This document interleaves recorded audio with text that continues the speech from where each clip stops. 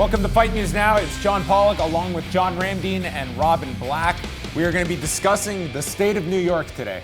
Economic policy, tourism, and the UFC 205 card on November the 12th, which is seemingly going through many problems. We do not have a main event as of yet. It could be Conor McGregor and Eddie Alvarez. It could be Eddie Alvarez and Khabib Nurmagomedov. It could be none of them. People are bitching. I'm confused because once I see that Donald Cerrone is signed to a fight card, that is the main event. You tune into Donald Cerrone because you want to see explosive fireworks. You want to see a guy in shape, constantly going after it. You are going to get your money's worth when Donald Cerrone's on the fight card. And he's on the fight card in New York. I get it. Conor McGregor's not there. Eddie Alvarez not looking like he's going to be defending his title there, even though he's an hour and 45 minutes away in Philadelphia.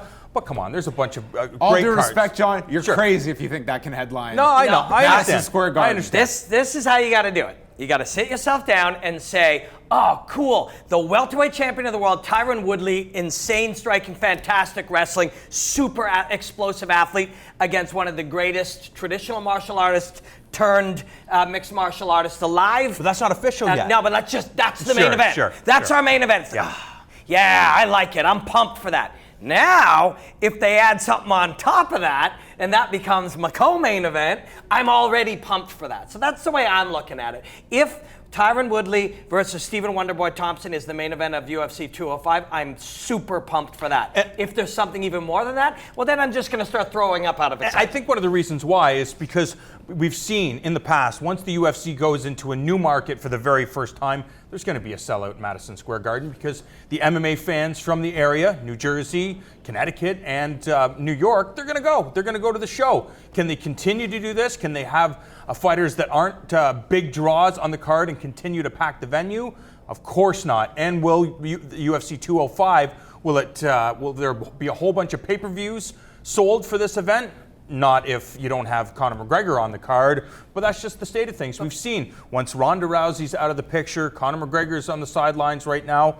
How many stars do they actually have? Because this has been such a long process to get back into New York, the expectation levels are so high. Yeah. People are anticipating another UFC 200 card. That's what they want on this. And sometimes things are not going to come together. If you only have X amount of those blockbuster fights, and I think people are anticipating that is the level that this event should have, even though they've got another pay-per-view in Toronto a few weeks later and a Vegas card at the end of December to end the year off. And it would be great if they have Conor as their option and George and Ronda. But a lot has to come into play to make all those things happen. Exactly. And there may be one of those cards that doesn't get your quote-unquote blockbuster main event. Hey, man, for me, seeing Stephen Wonderboy Thompson go for the title against a guy who is a thoroughbred of a fighter.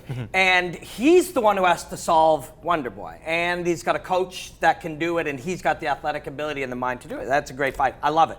But this show right here, this will air a number of times now, later, again tomorrow. It'll also be on the internet. I don't know what time you're watching this if you're watching this on the internet. By this point, it could be Eddie Alvarez versus Conor McGregor. Oh, they say it's not happening? Dana said that's not happening? We'll see. They use He said the UFC wasn't for sale. Yeah, they use these negotiating tactics.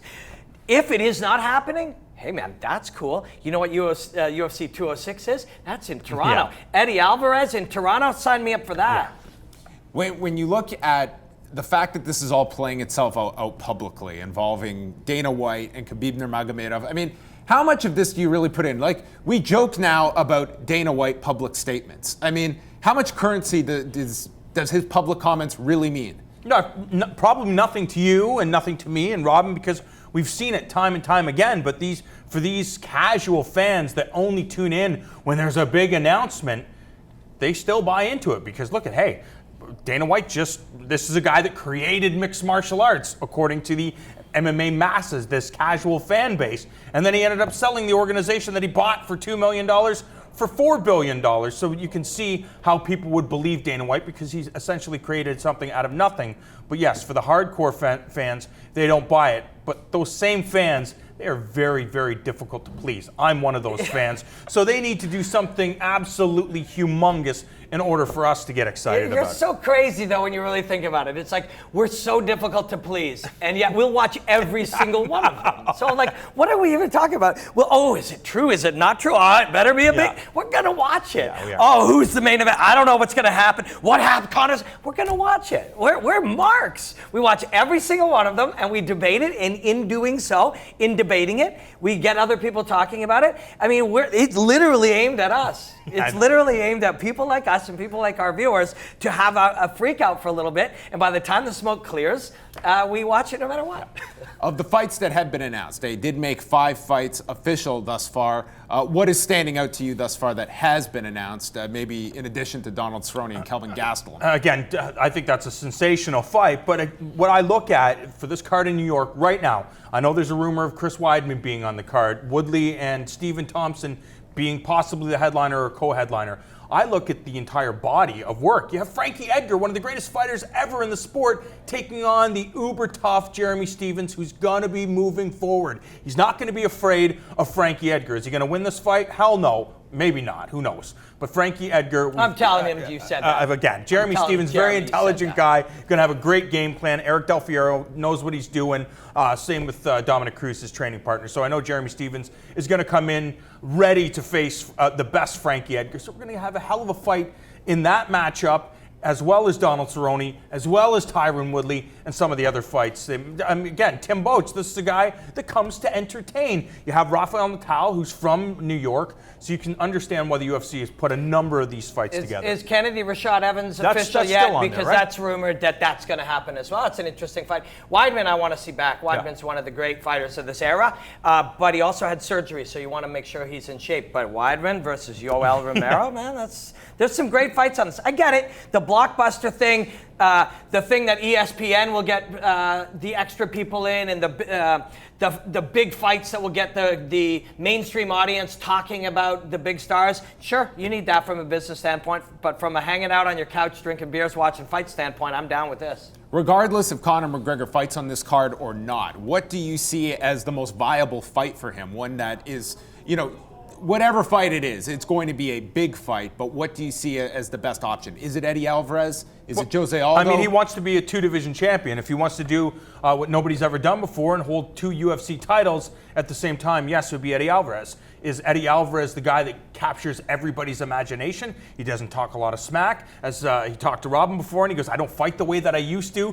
All these crazy wars where I get beaten up and my opponent gets beaten up. I'm trying to be a more conservative fighter. I got to look at the longevity of my career and a life after fighting. So maybe he's not that guy. If you want to make the biggest fight, when it comes down to money, it's the rematch between Conor McGregor and Jose Aldo, because Jose Aldo is still considered to be one of the greatest fighters ever in the sport. And what happened the first time, I know there's a lot of people out there that believe that the first fight was a fluke.